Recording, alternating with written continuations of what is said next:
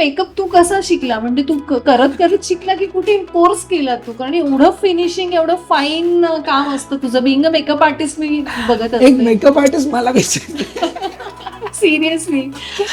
ते माझ्यासाठी खरंच खूप मोठी गोष्ट आहे. मेकअप मगाशी म्हटल्याप्रमाणे की पहिलं मेकअपला आपण बसायचो, मग ते मेकअप दादा असायचे, मग ते मेकअप करायचे, ते बघणं ऑब्झर्वेशन. आपण म्हटलं ना की रोज काहीतरी शिकतो नवीन नवीन आपण, ते बघत बघत बघत बघत मग नंतर एक छान लावणीला चांगले सुगीचे, माझ्यासाठीचे सुगीचे दिवस आले ना, तेव्हा मग लोक मला खूप छान पद्धतीने बोलायला लागले की दादा आमच्याकडे परफॉर्मला ये, तुला हे मानधन देऊ किंवा तू आमच्याकडे. मग आमच्या घरात एक मेकअप ताई आहे, ती खूप छान मेकअप करते. अच्छा मग ठीक आहे चालेल. मग मला असं व्हायचं की हा म्हणजे मला मी काहीतरी सुंदर दिसेल, कारण की तेव्हा नॉलेज नव्हतं. तर आम्ही माझे वडिलांचा एक अनुभव तुम्हाला सांगेन. माझ्या पप्पांनी मला ना वॅसलीनमध्ये कुंकू मिक्स करून दिलं होतं आयशॅडो म्हणून लावायला. अच्छा.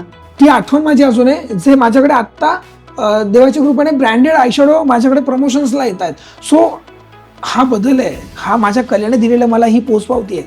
सो ते करताना मग ते करत करत मग इकडे आज ताई मेकअप करते, हा मग हिच्याकडे शिकला, हिने असं मेकअप केलं. अच्छा उद्या मग त्या कुणातरी आवडलं, मग कुठेतरी एखादा फोटो कोणीतरी बघितला, सोशल मीडिया आत्ता आलं, कोणतरी सांगितलं, अच्छा मग ओके हा मग यांनी बोलवलं, मग त्यांनी बोललं. हे करत करत करत जसं आज धनश्री ताई आहे, जसं आज वेगळ्या मेकअप आर्टिस्ट आहेत, ह्यांच्या प्रत्येकडे जात जात मला माझं येत होतंच तोडकं मोडकं, पण जात जात प्रत्येकाचं टेक्निक कळालं, प्रत्येकाची हा म्हणजे त्यांची हा तो फील येतो की मग नंतर मग ते. आणि मी आजही माझं फाउंडेशन ब्लेंड करताना माझ्या बोटानेच ब्लेंड करतो, कारण की मला ती सवय झाली आहे.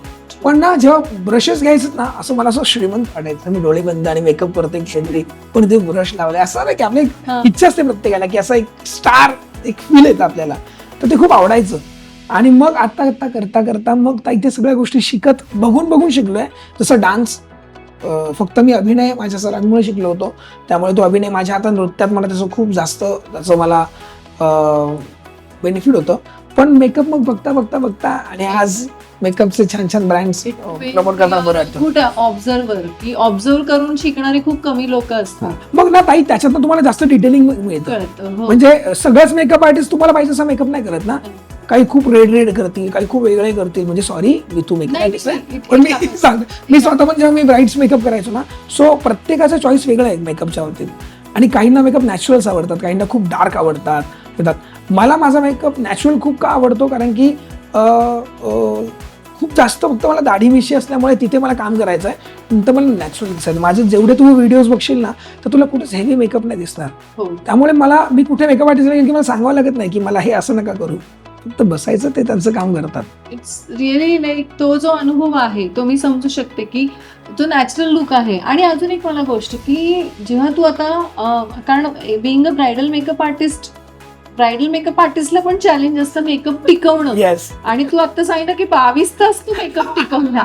हो येस येस, 22 तास मेकअप टिकवला आणि त्याच्यानंतर मी 3 वेळा टचअप केलं त्याच्यावरती फक्त. कारण की लिपस्टिक स्प्रेड झालेली होती म्हणून केलं. आणि हे करत असताना, हे पॉडकास्ट बघताना माझे कलाकार पण सांगतील, कारण ते माझ्या बरोबर कंटिन्यू होते. सो कसं आहे ना, कोणताही मेकअप प्रोडक्ट असेल, कारण की आता ब्रँड झाले. एक्झॅक्टली हे माझं वाक्य आहे. आता ब्रँड्स आहेत आपल्याकडे. हा, याच्या आधी कुठे ब्रँड होते? याच्या आधी तुम्हाला हाताचीच कलाकुसर होती किंवा तुमच्या प्रोडक्ट. आपल्याकडे जुने अंबरचं लिक्विड मिळायचं, जुनं मेकअप प्रोडक्ट मध्ये मिळायचं, किंवा नॉर्मल मेकअपचे प्रोडक्ट असायचे, ते पण तुम्हाला तुमच्या कलाकुसरीने टिकवता आले पाहिजे. त्यामुळे बरं, मेकअप हा असा भाग आहे ना आपला की तुम्ही आरशावर जाता, मेकअप करता, सगळं करता, मग आरसा तुम्हाला छान दिसतं म्हणून सांगतो, पण ते मेकअपचे प्रोडक्ट एकच नाही ना. आजकाल मेकअपचं साधं जर तू एखादं फाउंडेशन घेशील तर ते 4-4.5 पुढे मिळते.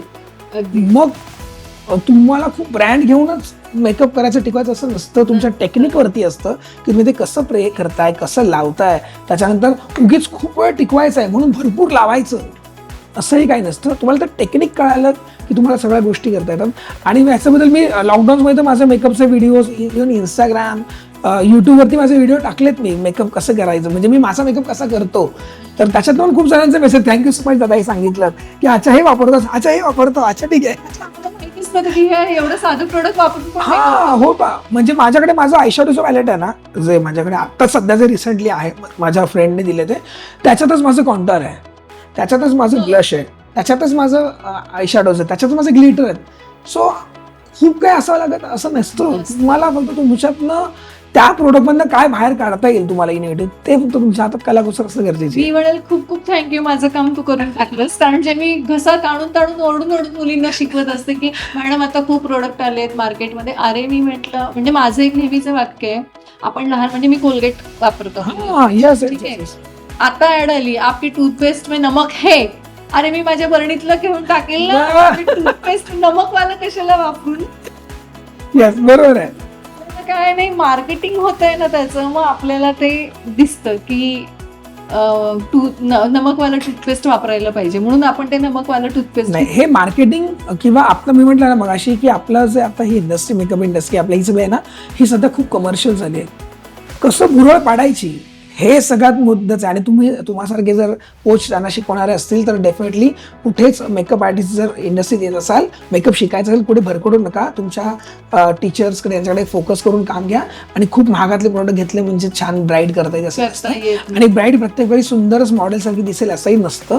त्यामुळे तुम्हाला तुमची कलाकुसर हातातच दाखवायची असते. Very well sir, thank you so much for that.